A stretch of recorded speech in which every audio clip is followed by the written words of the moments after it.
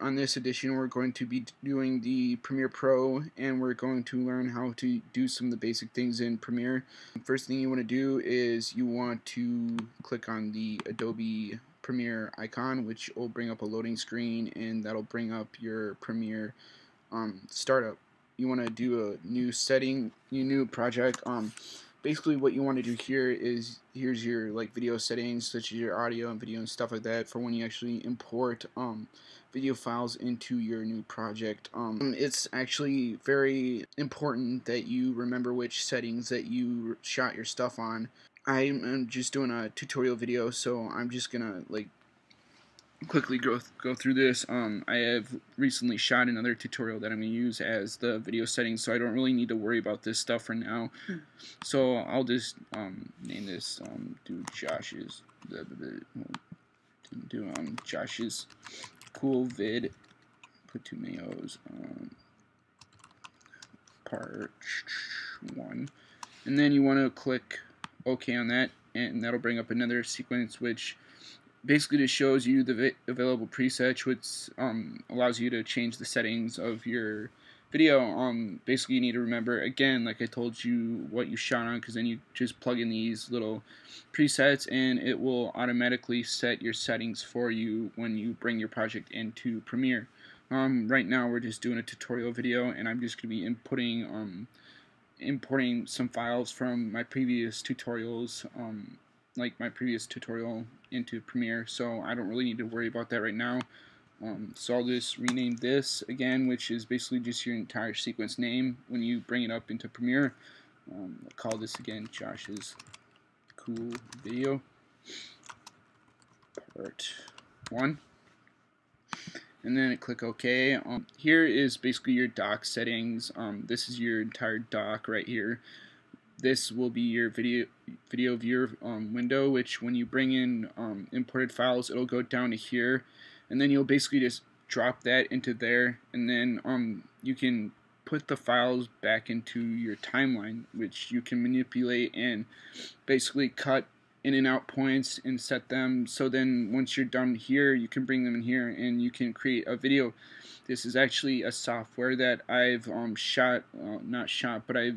actually edited enough of my music videos on, and I actually self-taught myself Premiere from doing that, and basically just working at it and doing more projects and stuff like that on the system. I actually didn't even take a class for this. I pretty much just did it myself, because I had previously been taught Final Cut Pro, which obviously is obsolete now.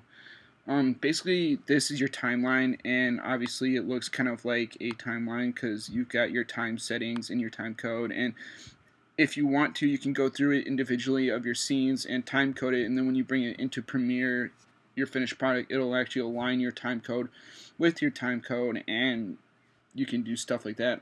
Obviously it's a little bit more advanced, but I haven't done anything like that before. So without further ado, I'll show you how to import. You go to File and then Import, and this is my previously downloaded thing, which did not work this time. It was kind of crappy on it, so hopefully this time it works.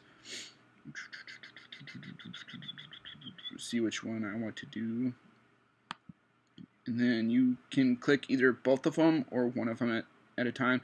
I'm only going to show you one of them because this is my previous tutorial, and I really just want to get through this and show you the nitty-gritty basics, because obviously I don't want to share everything because some of it needs to be kept secret, and for those of you that just started, you'll eventually learn how to do everything, and some of it is an art form, and you just got to know where dissolves work, where your transitions work, where they don't fit, and how to cut and edit film. Once you get that, you're basically an editor. So I'm going to click that, and then I'm going to import that, and it'll import the file, and it'll bring it right here, and then you can import it into here, which will be your viewer window. This is pretty much your final video settings. On my school's computers, we actually have 2 monitors set up with the FireWire cable, and you can, if I wanted to, I could undock the panel frame, which right here, and I can move over to the different monitor, which is pretty much my setup when I'm doing music videos, and then I'll just click out of that, and then I'll pretty much just enlarge the monitor. So I've got my viewer window here, and I've got my monitor on the right, and my viewers kind of big, so then I can just go through and scrub through stuff really easily, and I can set my in and out points whenever I want to. Obviously, I'm doing it on my Mac Pro at home, and I don't got another monitor setting to show you. Otherwise, I probably would. So yeah, that's pretty much it. You can resize these any size you want. It's pretty much up to you.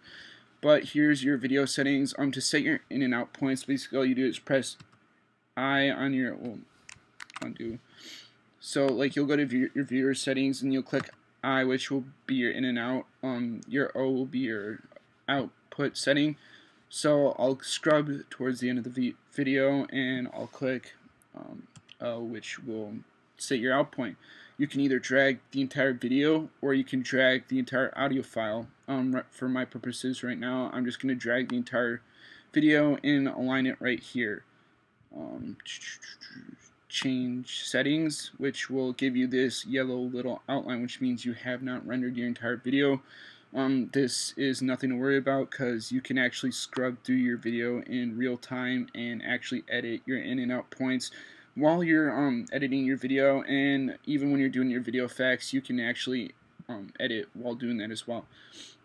It's actually more user friendly than Final Cut Pro, because in Final Cut Pro you set your markers and you set your in and out points using the razor blade tool, which I'll show you in a little bit, and then you put your transition effects on that, and you have to render it out first and then you can watch it after that. In Premiere, you don't have to do any of that. You can set your in and out points, you can set your dissolves and stuff like that, and you can also edit and see your video in real time at the same time, and then just render it out later. That's kind of why most of the people nowadays use Premiere instead of Final Cut, just because it's easy and it saves you time and stuff like that. Obviously, in the professional world, they use both Premiere and Avid, which I have not trained on yet, but hopefully I will be trained on that this semester, and I can actually show you some tutorial videos on that.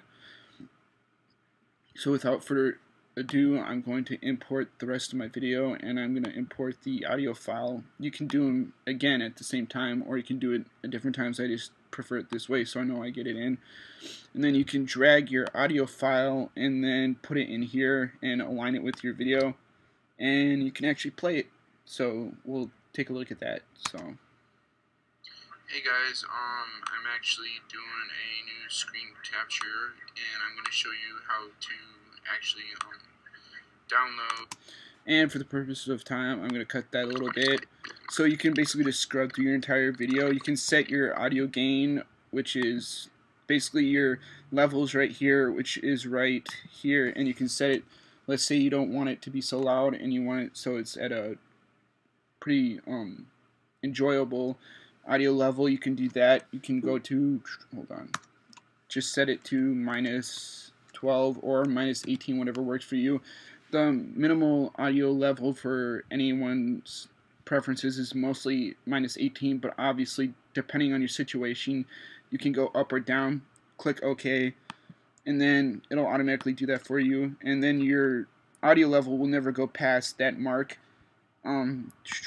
So yeah, and now I'm going to show you how to actually edit dissolve points in here. First, you want to go to a specific spot in your video. Then you want to go to razor blade tool, which if you place it right here, it'll cut a little bit of it, and you can even cut your video. Say you want to delete something, you don't like it, it doesn't fit where you want it, and it just doesn't, like, it's not for the entire video and you don't want it there, just click delete, and it'll leave this huge gap. Now obviously you can take your video and move it in there like so, and then obviously it'll do that, and it'll go scrub through the entire video, and it'll be docked into the timeline. For my purposes, I don't want to do that, so I'll just do Z, and there you go. So now if you want to put video frames in here, such as a dissolve or something like that, all you have to do is go through the razor blade tool again, and then go to effects, video transitions, dissolves, and you can do a number of these. I'm only going to show you one of them for now. Here is one that I use a lot for like my music videos and stuff, the additive dissolve. So basically what it does, if you have another frame that's completely different, it'll bleed into the next frame of your video, and it actually works quite well when you're doing that stuff, because you can transition from one scene to the next pretty easily, and it'll kind of combine each other, and it fits pretty good. Right now it doesn't work because it's the same video clip, but I'm gonna undo that, and then I'm gonna undo that as well, and now it's a full video frame. One of the main transitions that everybody uses is dip to black, which basically is it brings up your video and it ends your video. So most of the Hollywood films and stuff like that kind of do this, where kind of do fade in and then it'll bring up your video like that. And you can also scrub to the end of your video and basically do the same thing here, but add in a fade to black as well, and it'll basically fade out. So you go like that, and it fades out, and that's pretty much how you do the different video transitions. Obviously you can add text in it if you want a title, but you can bring this video in after you export it to After Effects, and then what I like to do is I kind of like to create my own titles, and I'm gonna check to see if I'm still recording. Looks like I'm good, so hooray for me. Yeah, so basically I like to bring it to After Effects, and then I like to create my own titles and create my own sequences, and then I like to put them in before and after, so you can do like your credits and you can do your titles in After Effects, but you can also do them in Premiere or Final Cut if you've got Final Cut. I don't really use that anymore, and you can't really buy that anymore, so this is what I've got. The last thing you want to do is export your file. What you do when you export a file is you go to, get out of QuickTime, you want to go to Edit, or not edit, but first you want to render the entire sequence. I didn't show you that. Basically you can render the effects in work area, which is basically if you set if you set a razor blade point and you want to add an effect, and then you get the little red marker which I showed you before. Basically you can render that effect in that area at that point in time, or you can put them all in, and then when you're done with the video, click render effects entire work area, which will be this, and it'll render it, and basically it'll just pull up that little icon, and it'll take a little while. I'm gonna cancel that because I don't really need to sit through and render all of that. But basically what will happen is once you're done rendering, it'll play through the entire video, but obviously you can stop it and then you can scrub through wherever you want to, but it just helps just to let you see where you're at in your render. Now I'm gonna export the video file just for the sake of time, and because, well, I'm not gonna tell you about that. That's a personal issue. Yeah, so I'm gonna export it. I'm gonna go to sequence. It's file export, and then didn't work. File export media. And then what you can do here is you can scrub through your entire movie to make sure that you've actually selected the entire movie itself, and you can watch it in real time as well. Again, obviously you can't do sound because you're exporting your video out. You don't really need to hear sound when you're doing that. You can do it like in multiple ways. You can do fit and then all those different percentages, and it will cut your video down depending on where you want it, if you want to do that at the ending. And then you can click your output settings where you want to send it to, screen cap or something like that, wherever you send your files to at the end. And you want to obviously rename your files so that you can find it later.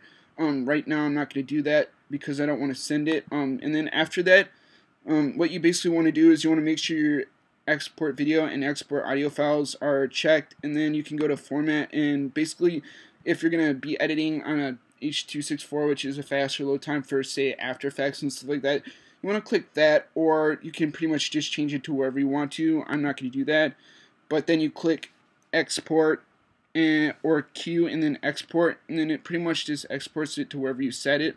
Make sure whatever you set it to is at the bottom too. So I'm going to cancel out of that, and that is basically all you really need to know for Premiere.